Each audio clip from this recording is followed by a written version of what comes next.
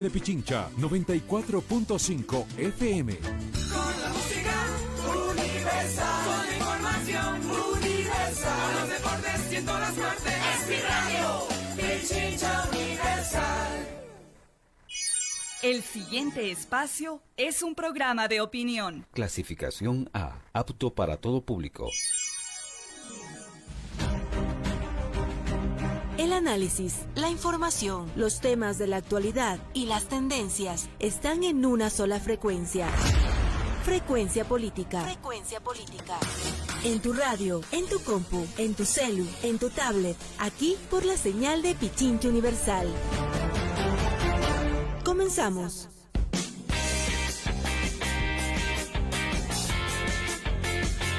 Buenas tardes, Pavel, y buenas tardes a toda nuestra audiencia. Gracias por conectarse como todos los lunes a las 16 horas por Frecuencia Política a través de Pichincha Universal, en la 95.3 en Quito y en la 94.5 en el noroccidente de Quito.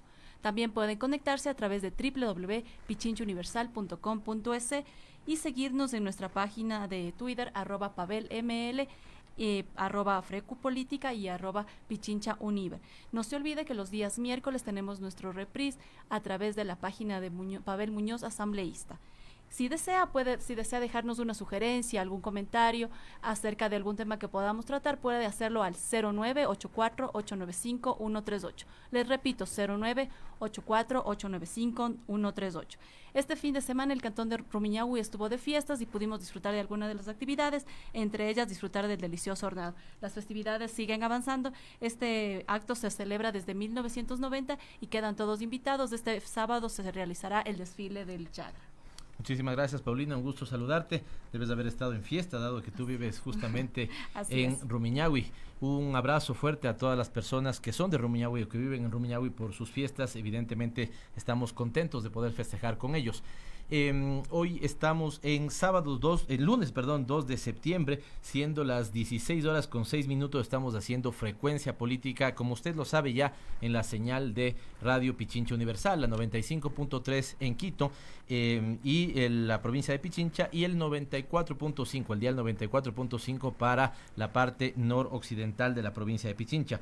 Como siempre decimos, buenos días, buenas tardes, buenas noches, depende de donde usted se conecte y a la hora que nos pueda ver, porque como bien lo ha dicho Paulina, no solamente estamos transmitiendo en vivo y en directo, sino que por las redes sociales ustedes pueden acceder a cualquier hora del día o cualquier otro día de la semana para escuchar Frecuencia Política, y evidentemente el reprise que hacemos los días miércoles a las 9:30 de la noche en la cuenta de Pavel Muñoz, asambleísta, para que usted pueda ver las entrevistas del ejercicio editorial, que dicho sea de paso, Paulina, hoy no vamos a hacer un ejercicio editorial porque hemos escogido un tema muy importante que tiene que ver con los incendios forestales en la Amazonía, y no nos referimos, digamos, a la Amazonía solamente de un país determinado, sino a toda la región, a toda la cuenca amazónica, lo cual supone una afectación importantísima a nivel mundial, no solamente los países afectados, sino a nivel mundial, con lo cual también estaremos haciendo una entrevista por vía telefónica, un contacto corto lastimosamente, a pesar de que tiene mucho para conversar con nosotros, Mariano Nascone, que acaba de escribir un artículo para Nodal, un medio sobre todo se produce en Argentina, circula en América Latina, sobre las implicaciones internacionales y qué es lo que podía haber hecho, digamos, el concierto de países vinculados con UNASUR sobre este tema. Pero ya Paulina nos comentará cuál es nuestro invitado central de esta semana para topar este tema, como hemos dicho, muy importante. El día de hoy la región Sierra y la región amazónica han empezado o han retomado, digamos, las tareas escolares, las tareas educativas. Empezamos las clases en la región Sierra y en la región amazónica. Por eso se ha decidido, esto seguramente variará en algunas ciudades, pero de manera general se ha decidido que las jornadas pudieran empezar a las 9:30 de la mañana y terminar a las 6 de la tarde. Esto sobre todo en la semana del 2 al 6 de septiembre. Entiendo que también hay digamos, inicio escalonado de los que definen las escuelas y los distintos estudiantes. Empiezan con los grados más grandes, seguramente terminan con los grados más pequeños o con los más chicos y las más chicas, así que volvemos a clases. Quito, como ustedes saben, tiene un clima siempre variable y estos días han sido todavía días de un pleno verano, con lo cual evidentemente entendemos la pereza que dará, ¿no es cierto? Pero hoy parecía que se venía lluvia. Sí, ahora en la tarde, de hecho ese típico dicho, me decían que se lo dice de una forma, de otra forma, cada quien sabrá cómo decirlo, pero cuando al mismo tiempo aparece el sol y la lluvia, eso estaba pasando ahora mismo en el sector norte de la capital, en la Floresta, donde está Radio Pichincha Universal. Recordarles que esta es la última semana en la que estará vigente el pico de placa, como hacía visto, de unas pocas horas, y ahora empieza a, digamos, es una medida básicamente para no circular todo el día. Desde las 5 de la mañana hasta las 20 horas es que se amplía el pico y placa para no tener un día de no circulación. Atentos con las alertas que ya se están presentando y evite las multas. Después no haga lo que hacían algunos otros ciudadanos y ciudadanas la semana anterior, que estaban molestos porque la capital de la República y sus autoridades hacían cumplir las normativas municipales. A nosotros nos parece eso bien. Y finalmente decirles que evidentemente vamos a topar el tema tan comentado por las redes sociales y por muchos de nosotros, sobre todo los que manejan los temas ambientales y de carácter o de características internacionales, como son los incendios en la Amazonía. Amazonia, dicen otros, las dos formas son posibles, así que estaremos topando ese tema. No sé si algo más que agregar, Paulina, antes de irnos con la parte musical.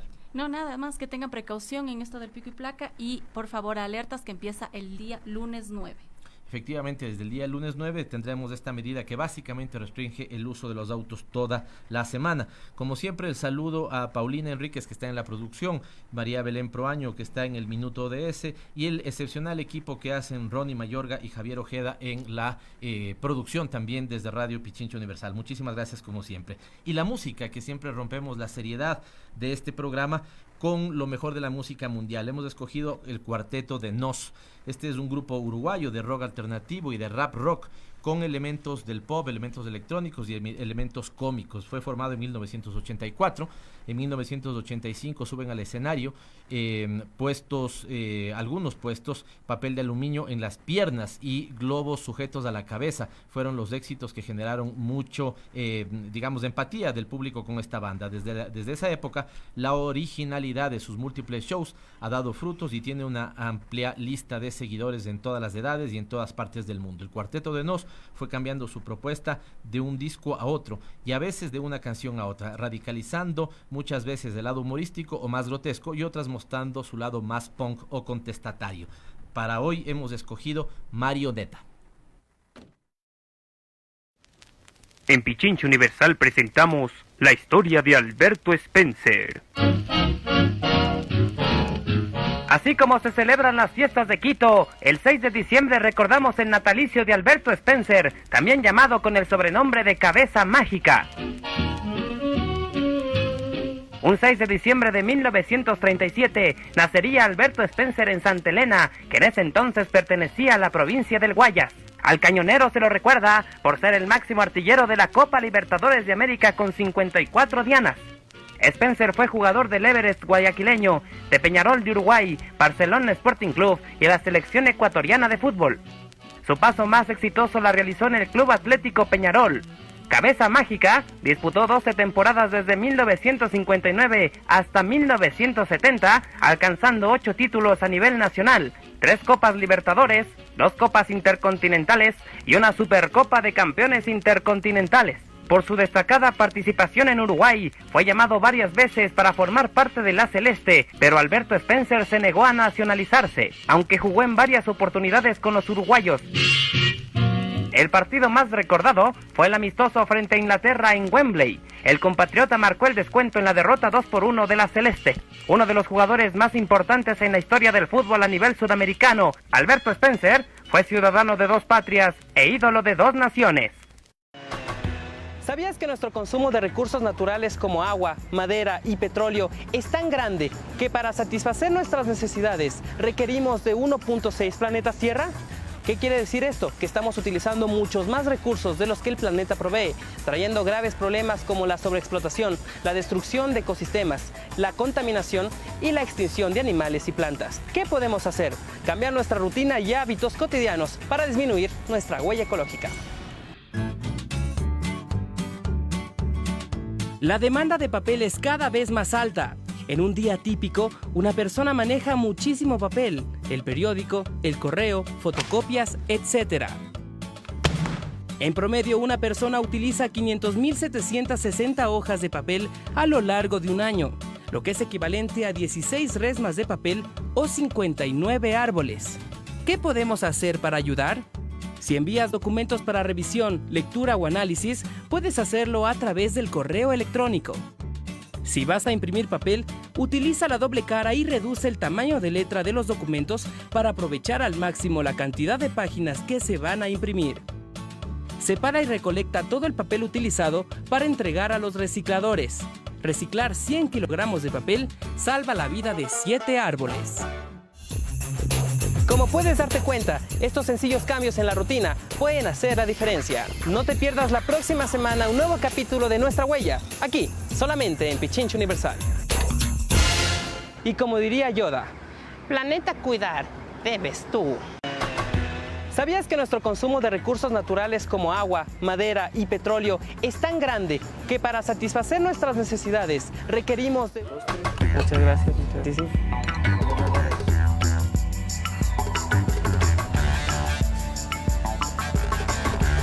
Cada año miles de toneladas de basura llegan a los océanos, trayendo consigo graves problemas ambientales en el ecosistema marino, poniendo en riesgo la supervivencia de las especies. Cada semana en este programa te mostraremos diversos consejos para convertirte en un consumidor responsable, amigable con el ambiente.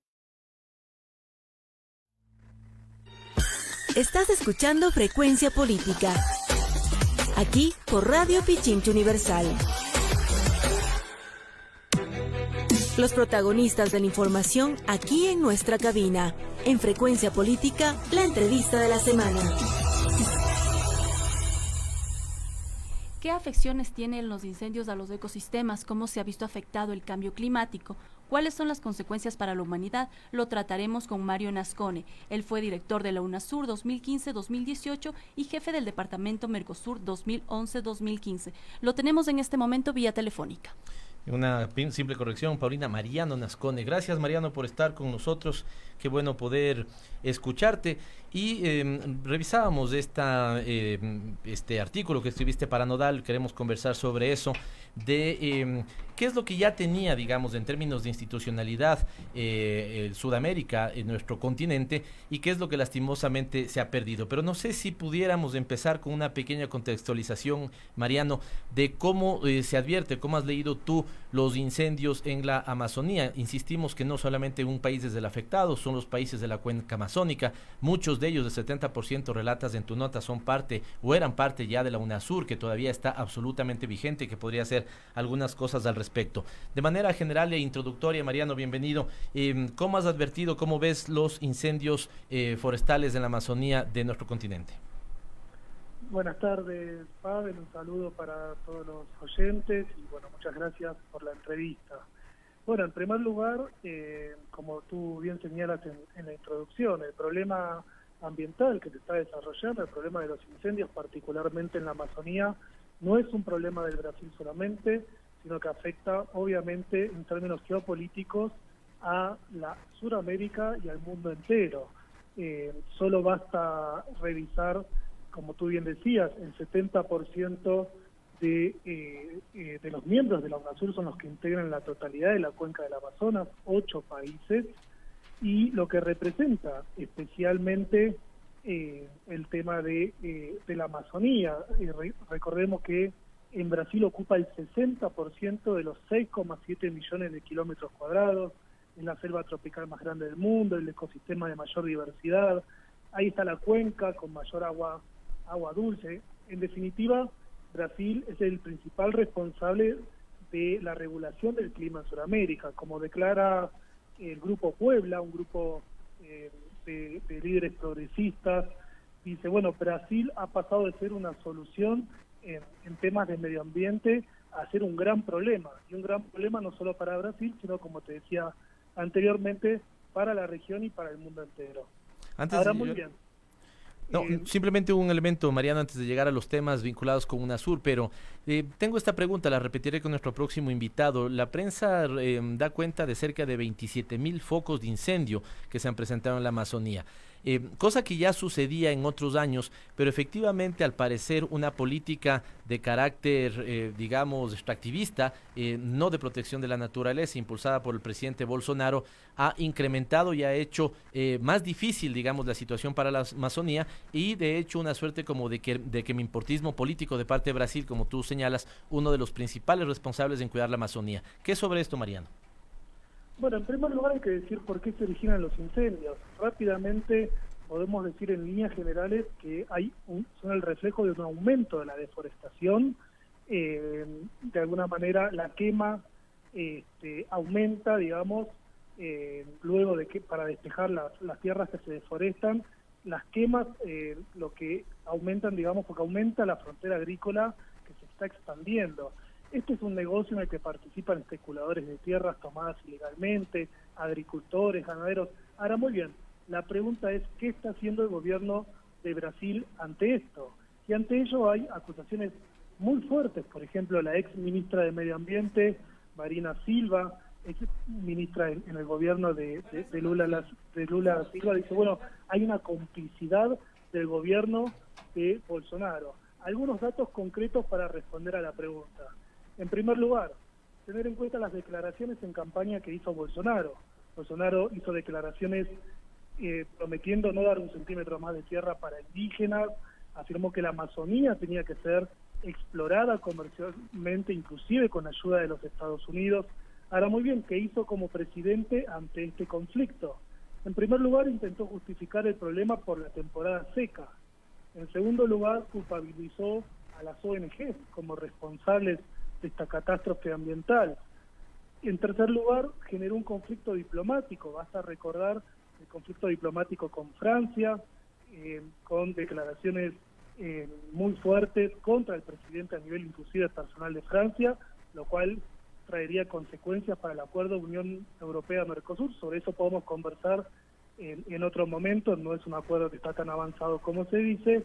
En definitiva, lo que hizo el gobierno de Bolsonaro es desestabilizar la política de medio ambiente lograda por el gobierno del PT. Solo para colocar unos datos.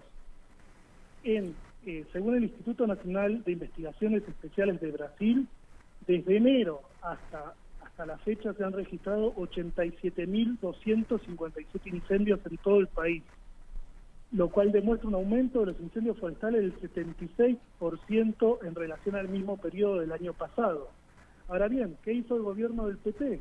En 2012 el gobierno de Dilma tuvo la tasa de deforestación más baja en la historia del Brasil, 76,27%, y también una reducción muy grande en las emisiones de dióxido de carbono. Entonces, comparando un periodo con el otro, evidentemente hay una política del gobierno de Bolsonaro justamente que tiene consecuencias directas con lo que está pasando en esta desestabilización de la política ambiental que venía llevando adelante Brasil con la ayuda de muchos otros países del mundo.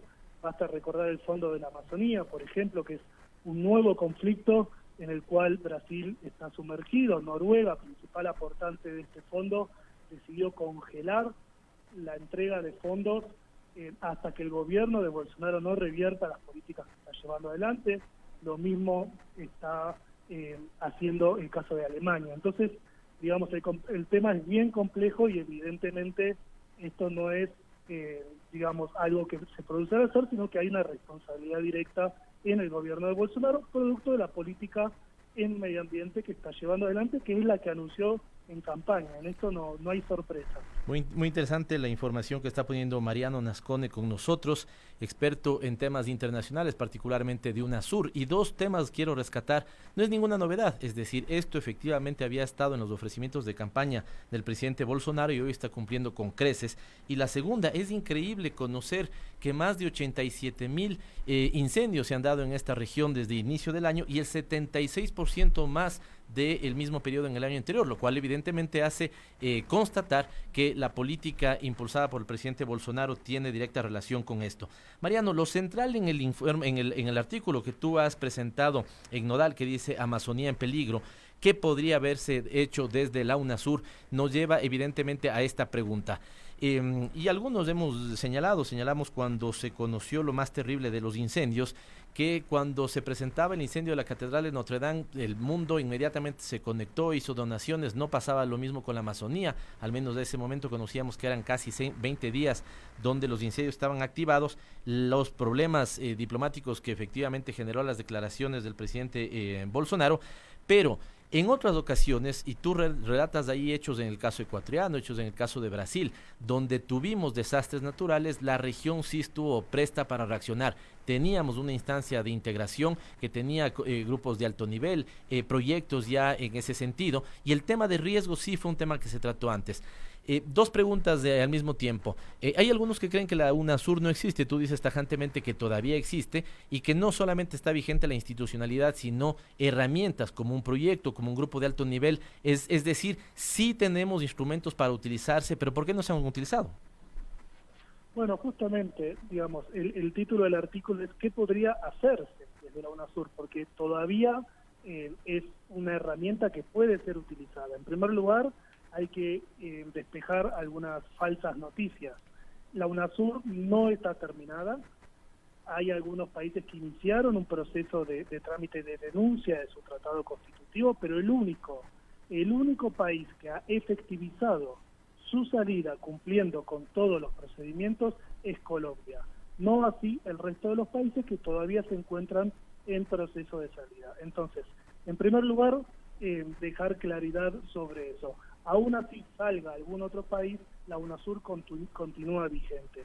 ¿Y por qué yo colocaba esto de contar con una infraestructura vigentes? Porque verdaderamente ha generado mucha sorpresa las acciones que ha realizado el presidente de Chile, Piñera, quien participó de la reunión del G7 y luego se reunió con el presidente de Brasil y de Paraguay, y tras esas reuniones, en el marco del conflicto de la Amazonía, anunció que había que generar desde Prosur alguna política, alguna infraestructura para atender este tema. Entonces, la pregunta es, ¿pero esto no es que ya está construido? Y efectivamente sí. La UNASUR, como tú bien decías, y yo coloco en el informe, ha dado pasos muy importantes, como por ejemplo la creación de un grupo de alto nivel que estaba en vías de terminar de implementar la conformación de un centro para la gestión del riesgo de UNASUR.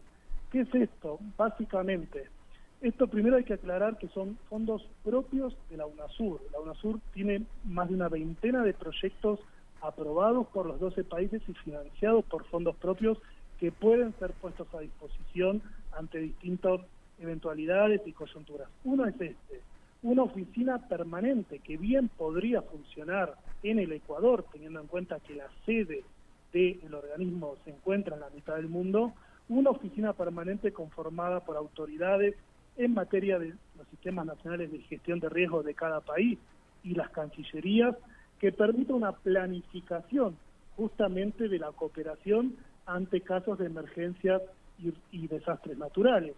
¿Qué implica una planificación? Tener ya un mapeo de los recursos, tener, por ejemplo, ya mapeado qué recursos puede poner a disposición cada uno de los países ante un caso como este.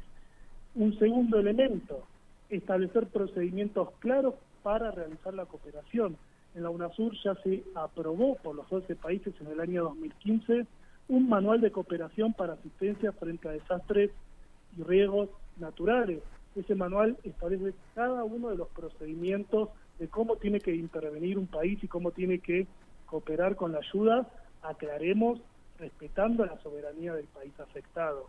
Entonces digo, hay estos elementos que pueden ser utilizados, hay estos elementos que evidentemente están disponibles. ¿Y por qué no se utilizan? Bueno, entre otros factores, creo que hay que resaltar que uno de los elementos es que Venezuela también es parte de la UNASUR, así como de otros espacios que podrían intervenir como la OSCA.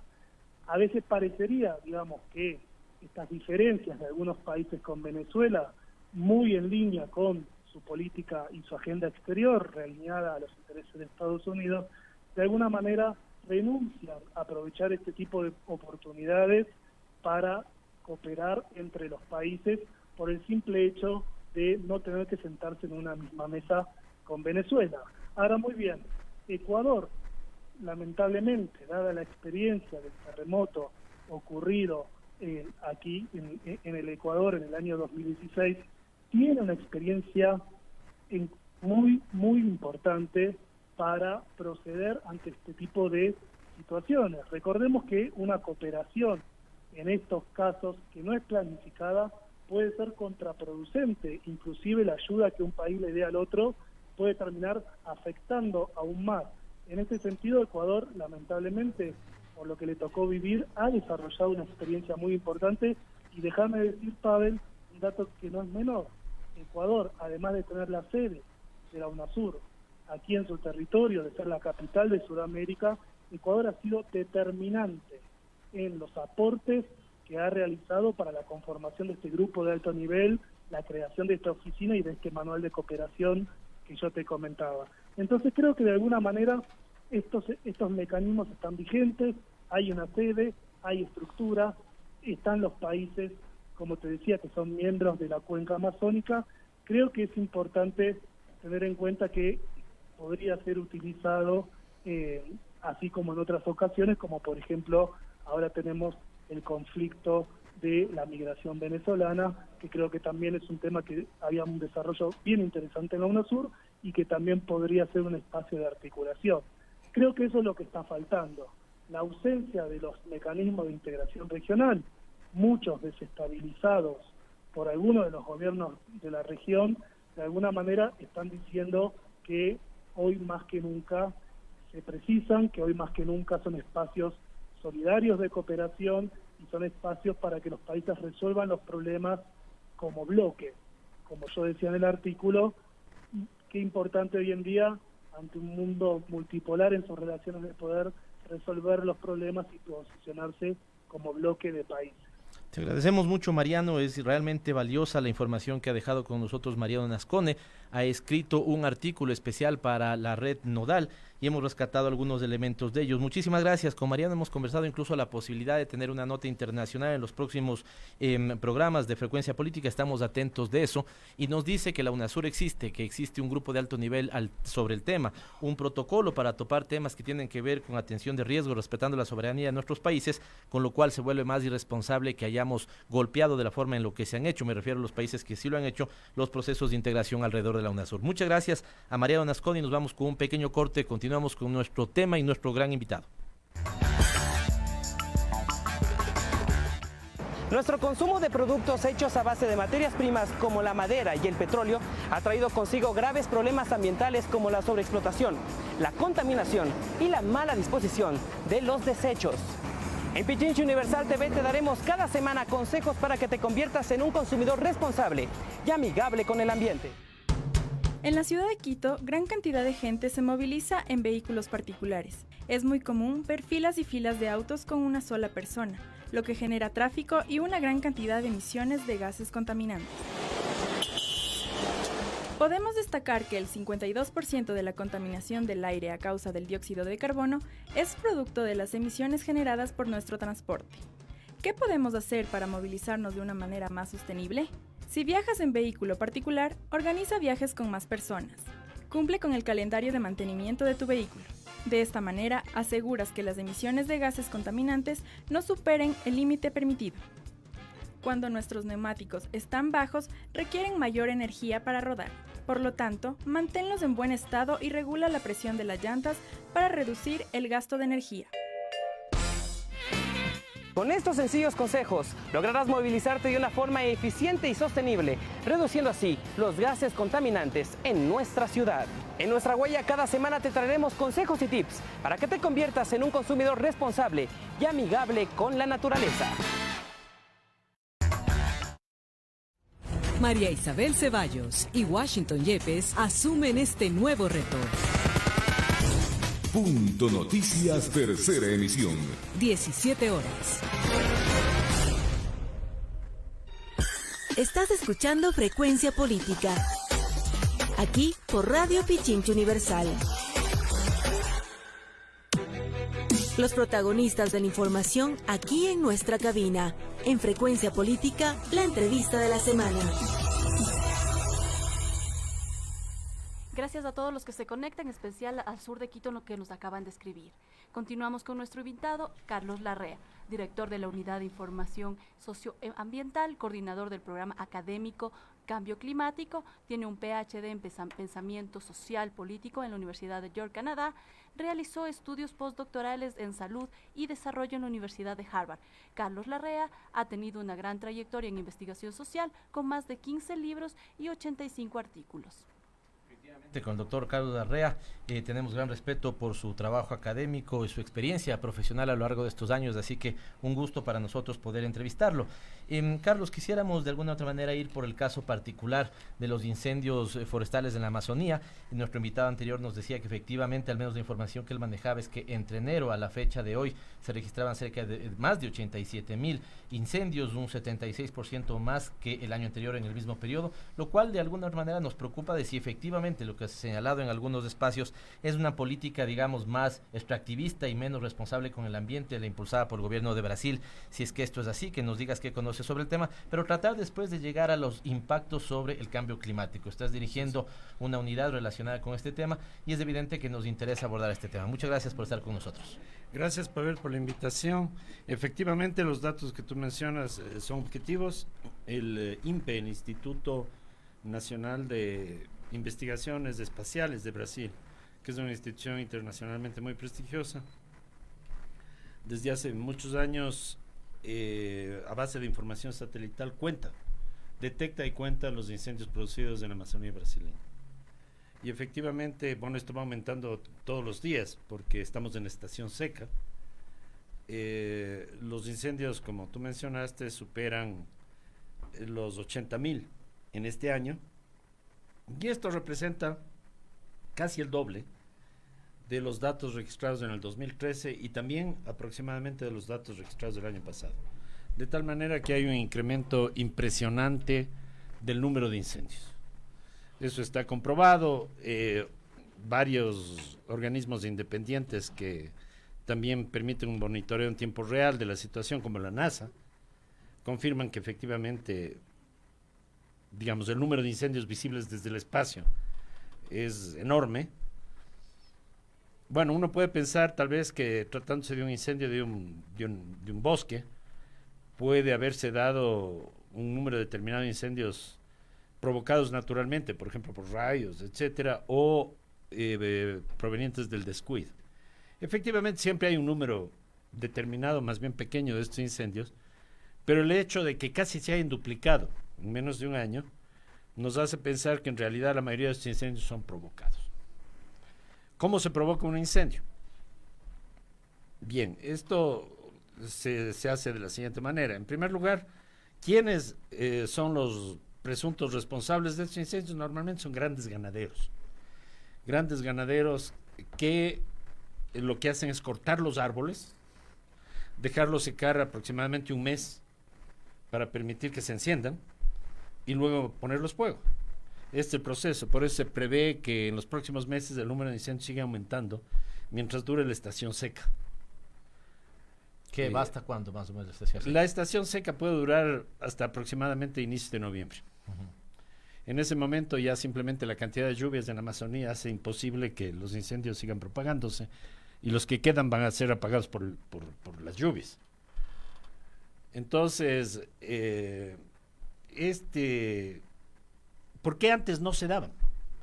Porque durante el gobierno del PT y durante la administración como ministra de Marina Silva, que luego fue candidata 2 veces a la presidencia de Brasil, obtuvo más de 20 millones de votos, ella implementó un programa que ha sido considerado el más exitoso de América Latina de control de la deforestación y de los incendios en la Amazonía. Ella logró reducir en un 80% la tasa de deforestación de Brasil. Increíble. En aproximadamente 10 años. Es algo realmente sin precedentes. ¿Cómo lo hizo? Bueno, hay una combinación de factores. En primer lugar, obtuvo apoyo internacional. Y esto es importante. Brasil recibió 1.200 millones de dólares en apoyo del gobierno noruego para reducir la deforestación en Brasil. Alemania proporcionó 65 millones de dólares. Ese fue el primer componente. Porque si hay un financiamiento muy grande es muy difícil hacer una tarea de esa magnitud. De todas maneras, la diferencia entre lo que dio un gobierno y el otro es gigantesca. Bueno, 1.200 Noruega, 1.200 Noruega y 65 Alemania, digamos. El segundo elemento es una legislación extremadamente fuerte que realmente permita sancionar a quienes están deforestando o provocando incendios. ¿Sí? Y Brasil en ese sentido aprobó una legislación de tal manera que se desestimulaba enormemente hacer estas acciones ilegales. Y el tercer elemento es lo que se llama en inglés enforcement, o sea, la capacidad de ejecutar y realmente conseguir que las personas que provoquen estos incendios y estas actividades de deforestación vayan presos o reciban multas muy, muy altas. ¿Cómo se conseguía eso? Con información satelital. Brasil y Noruega conjuntamente establecieron un sistema de vigilancia satelital tan intenso que apenas se inicia un foco de deforestación, inmediatamente están los agentes que controlan eso, los responsables son sancionados, y eso, si no condujo a que la deforestación caiga a cero, que hubiera sido lo ideal, pero es muy difícil, logró que efectivamente la deforestación baje en aproximadamente el 80%. Pero esta deforestación suele darse fundamentalmente para ser reemplazada por monocultivo y cosas de estas. Bueno, principalmente en este tiempo por la ganadería, lo cual es un desastre. Claro. Es un desastre ambiental porque no solamente porque el ganado también es altamente contaminante. Es la actividad más contaminante que existe en la agricultura en el mundo, la ganadería de carne de Brasil. Vamos a hablar de eso un poco más tarde, pero el hecho es que esas tres cosas lograron esta política exitosa. ¿Qué pasa después? Bueno, a fines del año pasado fue elegido Bolsonaro presidente de Brasil. El señor Bolsonaro tiene algunos atributos. Uno de ellos es que niega completamente la existencia del cambio climático. Es una persona con una mentalidad que yo le calificaría de precopernicana. Sí, porque este momento negar el cambio climático es, bueno, solo hay algunas personas con una capacidad similar a Bolsonaro como el presidente Trump, que siguen haciendo eso, o el primer ministro de Australia, pero son muy pocos.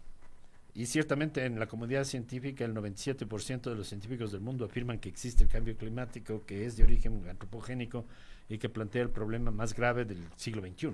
Y eso que nos estamos topando su racismo y su machismo.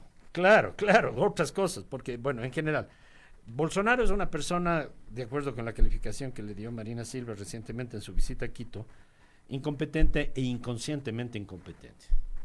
Bueno, no ha sido la única persona que le ha denominado incompetente. El presidente Macron también dijo que él espera que el presidente brasileño esté a la altura de su cargo, ¿sí? Mencionando claramente que no está preparado para esas funciones, y efectivamente sus declaraciones así lo confirman. Bueno, ¿qué hizo Bolsonaro? Bolsonaro, en primer lugar, no ha cambiado las leyes porque no tiene tiempo ni capacidad en el Congreso para hacerlos, pero lo que ha hecho es eliminar completamente el sistema de monitoreo.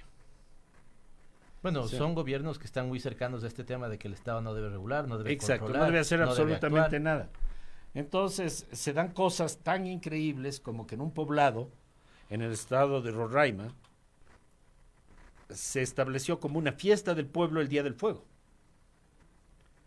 Y se convocó a los terratenientes a una especie de concurso para ver quién incendiaba más hectáreas. Qué increíble. ¿No?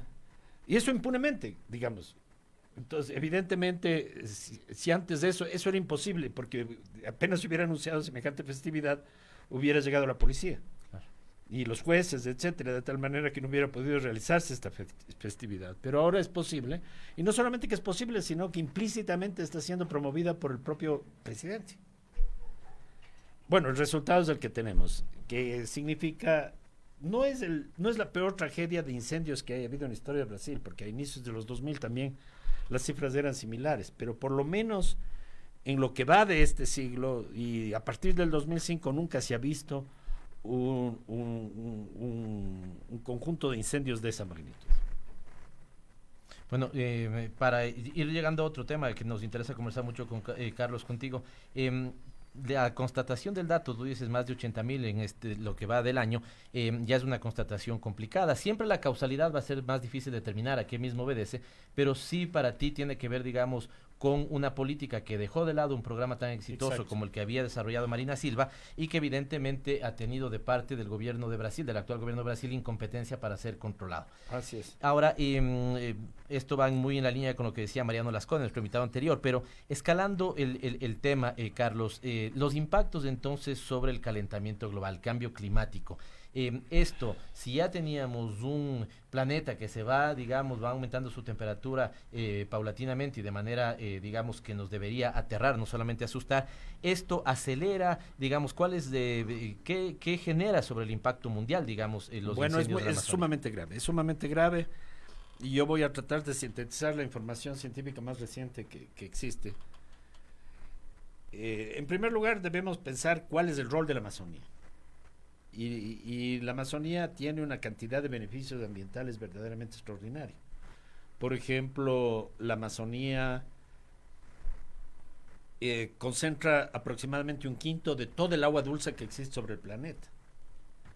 Nosotros no podemos imaginar las cifras que hay, pero el río Amazonas, en la época lluviosa, tiene un caudal de 400.000 metros cúbicos por segundo. Piensen eso, la cantidad por segundo. 400.000 metros cúbicos por segundo. Eso nos da una idea de la cantidad de agua que hay en la Amazonía.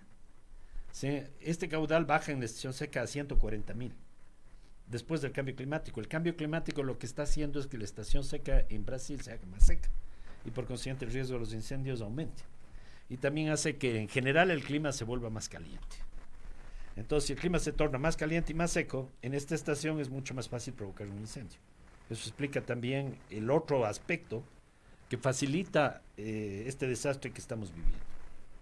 Pero bueno, la Amazonía regula el clima de América del Sur en su conjunto. Y eso es obvio. ¿Por qué? La Amazonía es la selva tropical más grande del planeta.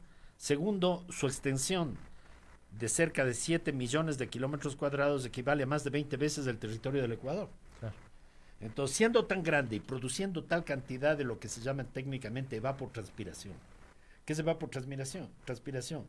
Que más o menos de cada 6, digamos, milímetros de lluvia que caen en la Amazonía, 5 provienen de la misma región. Porque simplemente los árboles reciben la lluvia, evaporan el agua, y esa agua a su vez llueve sobre la Amazonía. Y eso permite que tengamos lo que en inglés se llama rainforests, que quiere decir bosque lluvioso. Sin embargo, las nubes que llegan a Buenos Aires, ¿de dónde vienen? Vienen de la Amazonía. Vimos un fenómeno de lo más extraño, y es que en Sao Paulo, que es la ciudad más grande de América del Sur, hace tal vez un par de semanas, a las 3 de la tarde, que más o menos la hora que tenemos de este rato, comenzó a oscurecerse la ciudad de tal manera que prácticamente quedó en total oscuridad por el humo. Al final no se aclaró bien si el humo venía del Paraguay, donde también ha habido muchos incendios forestales, o del Amazonas. Pero eso nos da una idea de la cantidad de humo que estamos emitiendo y también nos da una idea de cómo el viento transporta las nubes. Porque evidentemente quien lleva a la oscuridad a Sao Paulo a las 3 de la tarde es el viento. Claro. ¿Sí? Eso nos da una idea de cómo el clima de toda América del Sur, de todo este continente enorme, está regulado por la Amazonía. Entonces, si desaparece la selva en la Amazonía, lo que va a pasar es que no vamos, digamos que todo el sistema agropecuario de América del Sur va a colapsar. Eso es lo que va a pasar. Entonces, ¿qué tan riesgoso es eso? Esa es la pregunta que los científicos se han hecho y que todavía no tienen certeza en la respuesta. Pero hay 2 estudios que han aparecido recientemente de 2 científicos, el uno es brasileño y el otro norteamericano, independientes, que afirmaban y que publicaron hace aproximadamente 2 meses que si es que la deforestación acumulada en la Amazonía alcanza el 25%, la Amazonía puede autodestruirse. Y en este momento la deforestación acumulada en la Amazonía ha llegado ya al 20%. ¿Y advierten tiempos para eso? Ellos dicen que es muy posible que si seguimos con esta tendencia de incendios forestales, de deforestación, etcétera, tal vez en unos 10 años puede iniciarse este proceso de autodestrucción. ¿Qué significa este proceso de autodestrucción? Que ya la Amazonía no va a colapsar por la deforestación, sino porque simplemente la deforestación y los incendios causan cada vez menos lluvias. Al recibir los árboles amazónicos cada vez menos lluvias en la estación seco, se mueren. Cuando nos haces pensar en esta capacidad de autogeneración de lluvias, me viene la pregunta también, y entonces los incendios y el daño que generan, por esa capacidad de lluvia, ¿hay capacidad de autorregenerar esas zonas o es muy difícil o perdido? Se puede autorregenerar, bueno, primero, una vez que deforestado, por razones naturales la selva puede recuperarse, pero es un proceso que toma 500 años. ¿Sí? Es un proceso lento de autorregeneración que es muy difícil, Pero si además hay una intervención humana y esas tierras se dedican inmediatamente a la ganadería, la autorregeneración se vuelve casi imposible. Claro. ¿Por qué? Porque para autorregenerarse necesitamos cierta capacidad en los suelos. Y los suelos amazónicos son suelos no aptos para la agricultura. Y eso pasa en la Amazonía brasileña. El Banco Mundial en los años 70 implementó junto con el gobierno brasileño de aquel entonces un programa enorme en el estado de Rondônia. Y luego el mismo Banco Mundial ha calificado ese proyecto como el peor fracaso de su historia. Por suerte tuvo la sensatez de calificarlo así. ¿Por qué? Porque simplemente ellos fomentaron un programa de apertura de carreteras y deforestación, pensando que eso iba a impulsar enormemente la estructura productiva. ¿Qué encontraron? Que justamente los suelos amazónicos son tan pobres que la capacidad productiva de toda la Amazonía simplemente era insignificante y que eso ni siquiera permitía a los mismos rancheros salir de la pobreza. Y que la destrucción que provocaron fue enorme y que al cabo de más o menos 15 años de ocupar un territorio y dedicarlo a la ganadería, en este caso, la capacidad agrícola de esa área colapsaba. O sea, ni siquiera es una buena decisión económica para ellos. Ni siquiera es rentable. Bueno, para el mundo es desastroso. Y en la actualidad lo que ocurre es que hay una expansión de la ganadería de carne de Brasil. Y esa carne se dedica sobre todo a la exportación. Ahora, ¿qué es lo que ocurre? Que una vez que eliminamos la selva, la enorme cantidad de carbono que está contenida en la selva se evapora. Digamos, pasa a la atmósfera con el incendio. O de no, simplemente si dejan los árboles botados en el suelo, es un proceso mucho más lento, pero se descomponen, se pudren en definitiva y emiten el carbono a la atmósfera. Una hectárea por ejemplo, el Parque Nacional Yasuní, que tiene un ecosistema comparable, almacena más o menos 200 toneladas de carbón. Si la deforestamos, esas 200 toneladas, ¿a dónde van? A la atmósfera. Claro. Entonces hay una enorme emisión de carbono almacenado el rato que hacemos la deforestación. Si además sembramos ganado, o sembramos pastos para alimentar al ganado, ¿qué es lo que ocurre? Que la ganadería en gran escala, que es lo que se está aplicando en Brasil, tiene la emisión de otro gas que es el segundo más peligroso después del CO2, que se llama el metano. ¿De dónde sale el metano? Del proceso digestivo de las vacas. Las vacas no tienen un estómago como nosotros, se llaman rumiantes, porque son uno de los pocas especies de mamíferos capaces de digerir la celulosa, que es la hierba que ellos comen. Para digerir la celulosa se necesita la acción de muchas bacterias que operan en uno de los 4 estómagos de las vacas y producen una enorme cantidad de metano. Claro. Ese metano se libera a la atmósfera y una sola molécula de metano tiene la capacidad destructiva frente al cambio climático equivalente a 23 moléculas de CO2. O sea, es un gas extremadamente peligroso. Mucho más que, la contaminación por CO2. Claro. Entonces, por ejemplo, si nosotros nos comemos una hamburguesa, emitimos en la atmósfera la misma cantidad destruimos la atmósfera en el equivalente de utilizar un automóvil por 17 kilómetros. Solo comiendo una hamburguesa. ¿Sí? Entonces eso nos da una idea de lo malo que es el consumo de carne de res, principalmente para el planeta. Entonces hay un doble daño, el daño de la deforestación y el daño de la ganadería. Por la contaminación de ganadería. Carlos, lastimosamente el tiempo en radio es inclemente y tenemos que terminar. Te voy a hacer una última pregunta. Lastimosamente va a pedir una respuesta muy corta. Estamos muy interesados escuchándote. Vamos a tener otro programa para poder seguir conversando. Pero y entonces acciones. ¿Caben acciones internacionales en este momento? ¿También las acciones individuales? Es decir, así es, claro. En realidad es un problema donde caben todo tipo de acciones y además son absolutamente necesarias. Porque si colapsa la Amazonía, colapsa el planeta. Más o menos esa es la conclusión a la que podemos llegar. Y el riesgo de un colapso de la Amazonía, que se convertiría en una sabana, es decir, en una pradera, ¿sí? Es muy alto. ¿Qué puede hacerse? Primero, como lo mencionaba, Marina Silva logró demostrar, y el gobierno de Lula principalmente, lograron demostrar que sí es posible otra política en la Amazonía. Eso requiere de una acción coordinada, como les decía, que tenga cooperación internacional, una legislación adecuada y la capacidad de implementarla. ¿Sí? Todas esas cosas son posibles con la tecnología actual, básicamente fotos satelitales o drones. Primera cosa. Segunda cosa, el Brasil es el país amazónico más importante, porque es del 58% de la Amazonía, pero ¿qué pasa con el resto? La Amazonía tiene 8 países y un territorio de ultramar, que es la Guayana Francesa, que todavía no es independiente. ¿Sí? Pero si hacemos una alianza panamazónica, yo creo que hay alguna posibilidad de que esa política se implemente más allá de los cambios de gobiernos que pueden romper la continuidad. Muchísimas gracias a Carlos Larrea. Insisto, el tiempo ingrato nos deja todavía con algunas preguntas y algunas respuestas muy interesantes. Tenemos varias conexiones, es decir, que la gente te manda saludos y conectada a esta entrevista, Carlos, pero lastimosamente por tiempo tenemos que terminarla. Nos quedamos con un corto, brevísimo, del Cuarteto de Nos para ir con el Minuto ODS. Es tiempo de más información. En Frecuencia Política, el Minuto ODS. En Pichincha Universal presentamos la historia de Alberto Spencer. Así como se celebran las fiestas de Quito, el 6 de diciembre recordamos el natalicio de Alberto Spencer, también llamado con el sobrenombre de Cabeza Mágica. Un 6 de diciembre de 1937 nacería Alberto Spencer en Santa Elena, que en ese entonces pertenecía a la provincia del Guayas. Al cañonero se lo recuerda por ser el máximo artillero de la Copa Libertadores de América con 54 dianas. Spencer fue jugador del Everest guayaquileño, de Peñarol de Uruguay, Barcelona Sporting Club y la selección ecuatoriana de fútbol. Su paso más exitoso la realizó en el Club Atlético Peñarol.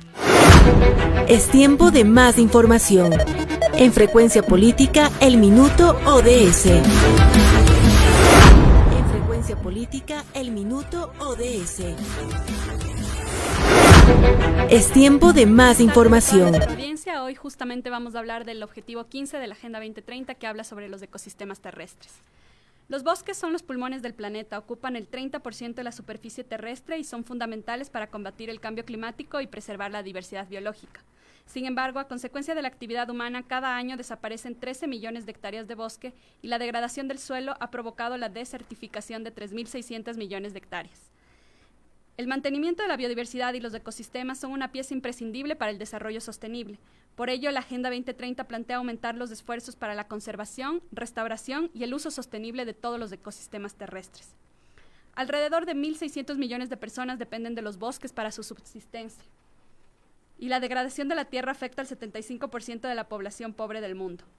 La perturbación de los ecosistemas a causa de la actividad humana y el cambio climático cuestan ya al menos al mundo $300.000 millones al año. Las afectaciones son en todas las dimensiones, inclusive 3/4 partes de los medicamentos de venta con receta más demandados del mundo contienen componentes derivados de plantas que se encuentran en estos bosques. El reto es grande y por ello es necesario mirar transversalmente el problema.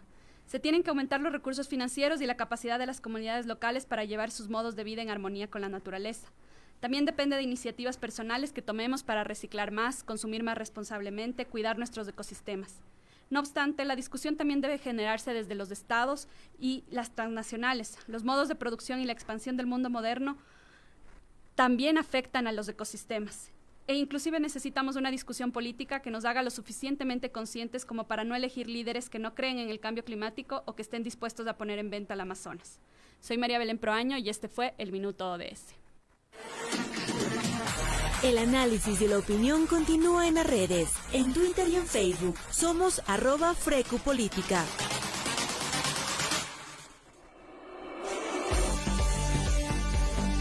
Bueno, queremos hacerles una invitación. Desde el 5 al 28 de septiembre, una muestra fotográfica, Abstracciones en Blanco y Negro, de Luis Chandy Páez.